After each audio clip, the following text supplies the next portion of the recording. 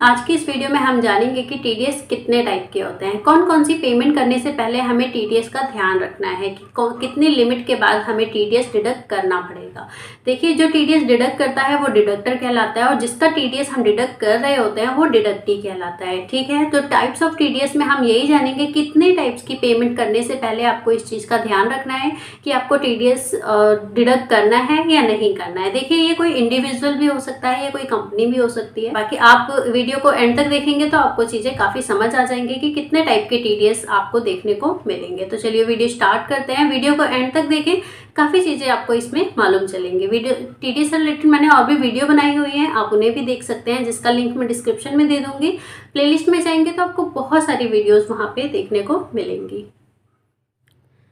चलिए देख लेते हैं टाइप्स ऑफ पेमेंट्स में आपको कितनी तरह की पेमेंट्स करने से पहले इस चीज़ों का ध्यान रखना है कि आपको टीडीएस पे कट करना है या नहीं करना। तो देख लीजिए, रेंट, सैलरी पेमेंट, कॉन्ट्रैक्ट, किसी भी कॉन्ट्रैक्ट, कोई भी कॉन्ट्रैक्ट हुआ है आपका तो कॉन्ट्रैक्टर को पेमेंट कर रहे हैं, अमाउंट अंडर एलआईसी, प्रोफेशनल फ़ी, इंटरेस्ट, डीम डिविडेंड और कमीशन। तो ये सारे आपके टाइप्स ऑफ टीडीएस हैं। ये ऐसी पेमेंट्स हैं जो करने से पहले आपको ध्यान रखना है टीडीएस एप्लीकेबल और नॉट एप्लीकेबल का। ठीक है, इसके लिए कुछ लिमिट्स होती हैं जो कि आप देख सकते हैं स्क्रीन पे। तो मैं एक एक करके ये एक्सप्लेन कर देती हूँ।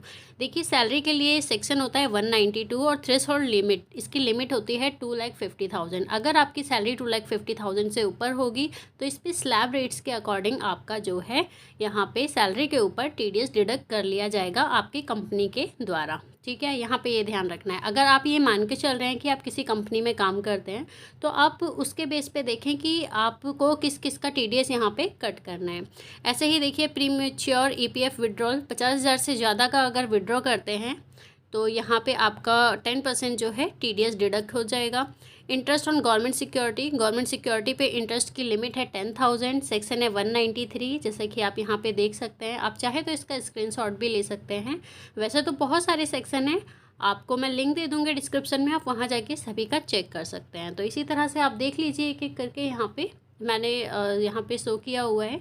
देखिए, 194C कॉन्ट्रैक्टर का है।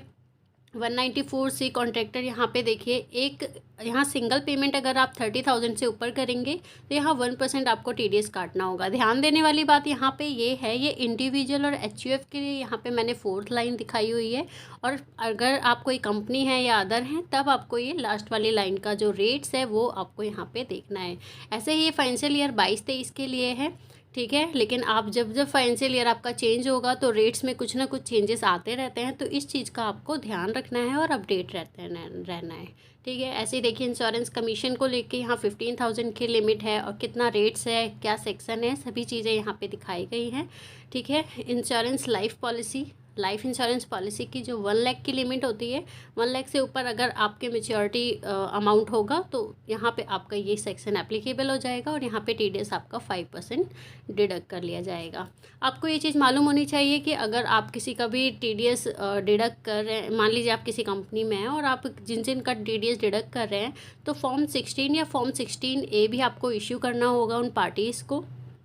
और आपको ये भी ध्यान देना है कि वो उनके 26AS में रिफ्लेक्ट भी होना चाहिए। ठीक है, क्योंकि ऐसे में वो क्लेम करेंगे तो उनके लिए इशू आएगा, फिर वो आपको कॉल करके परेशान करेंगे। तो इन चीज़ों का आप ध्यान रखें, बहुत ही केयरफुली अपनी टीडीएस रिटर्न फाइल करें। ठीक है, अब यहाँ बात कर लेते हैं 194HI। देखिए, यहाँ कमीशन और ब्रोकरेज पे आपको मालूम होना चाहिए। 15,000 से अगर 1 रुपये भी आपका ज़्यादा हो जाएगा तो यहाँ पे ये सेक्शन एप्लीकेबल हो जाएगा, जिसमें 5% का रेट है, चाहे कंपनी हो या इंडिविजुअल हो या फिर एचयूएफ हो। ठीक है, जो एचयूएफ कंपनी सभी के लिए सेम है। ऐसे ही देखिए, बिल्डिंग अगर रेंट पे दे हुई है और पूरे साल में अगर 2,40,000, यहाँ पे 2,40,000 से अगर आपका रेंट जो पूरे साल में एक्स्ट्रा हो जाता है, 1 रुपये भी अगर एक्स्ट्रा हो जाता है तो